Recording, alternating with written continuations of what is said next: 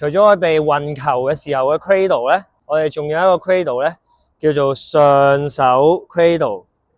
咁呢個 cradle 咧就可以幫助到我哋去傳波同埋射波之前咧，令到個波咧可以好實淨咁樣喺呢個網上面最深嘅位置，亦都可以有助我哋傳波嘅時候嘅發力啦。我哋會用呢個上面嘅手去轉動支棍，咁樣向外少少轉動嘅。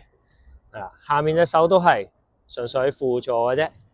咁我哋企定定或者坐定定咁樣去練習呢個 cradle 啦，然後咧我哋又可以跑動住咁樣去做呢個上手 cradle 咯。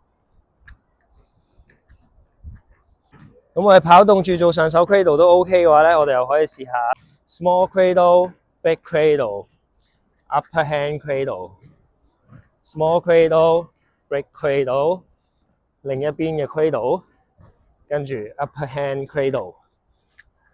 咁樣做。